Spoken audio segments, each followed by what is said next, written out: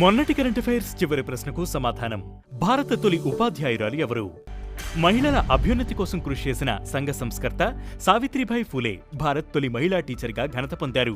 1831 జనవరి 3న మహారాష్ట్రలోని నైగావ్లో ఓ రైతు కుటుంబంలో పుట్టిన సావిత్రిబాయి భర్త జ్యోతిబా ఫూలేతో కలిసి సంఘ సంస్కరణకు కృషి చేశారు. 1848లో పూణేలో బాలికల కోసం తొలి స్కూల్ స్థాపించారు. ఇక మొదటిది ఫైనాన్షియల్ ఇయర్ 26లో టాప్ ఇన్వెస్ట్మెంట్ రేస్ డెస్టినేషన్ గా ఏపీ. 2025-26 ఆర్థిక సంవత్సరంలో పెట్టుబడులకు అనుకూలంగా ఉన్న ప్రాంతాలలో ఆంధ్రప్రదేశ్ టాప్లో నిలిచినట్లు బ్యాంక్ ఆఫ్ బరోడా రిపోర్ట్ పేర్కొంది. ఫైనాన్షియల్ ఇయర్ 26 తొలి 9 నెలల్లో దేశంలోని ప్రతిపాదిత పెట్టుబడుల్లో 25.3% ఏపీకే దక్కినాయని, ఈ పర్సెంట్ మిగతా రాష్ట్రాల కంటే ఎక్కువని రిపోర్ట్ తెలిపింది. ఏపీ తర్వాత స్థానంలో ఒడిశా 13.1%, మహారాష్ట్ర 12.8% ఉంది. ఇక రెండవది కర్ణాటకలో తొలి శాండిల్వుడ్ లెపర్డ్ గుర్తింపు.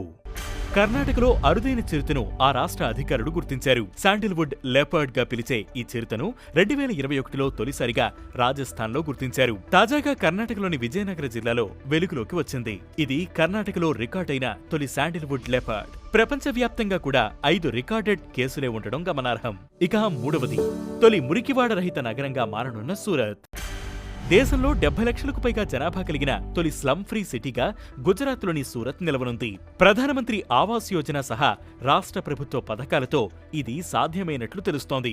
కాగా ఇప్పటికే చండీగఢ్ స్లమ్ ఫ్రీ సిటీ హోదాను అందుకోగా ఆ నగరం జనాభా 10 లక్షల లోపే ఉంది. ఇక నాలుగవది వెనిజులా తాత్కాలిక అధ్యక్షురాలిగా డెల్సీ రోడ్రిగ్స్. వెనిజులా తాత్కాలిక అధ్యక్షురాలిగా డెల్సీ రోడ్రిగ్స్ బాధ్యతలు చేపట్టారు. అధ్యక్షుడు నికోలస్ మదురోను అమెరికా బలగాలు అరెస్ట్ చేయడంతో ఆ స్థానంలో వైస్ ప్రెసిడెంట్ గా ఉన్న డెల్సీ ఛార్జ్ తీసుకున్నారు. వెనిజులాలో రాజకీయ సంక్షోభం నెలకొన్న నేపథ్యంలో డెల్సీ నియామకం ప్రాధాన్యం సంతరించుకుంది. ఇక ఐదవది బియ్యం ఉత్పత్తిలో భారత్ ప్రపంచంలోనే టాప్. ప్రపంచంలోనే అతిపెద్ద బియ్యం ఉత్పత్తిదారుగా భారత్ నిలిచింది.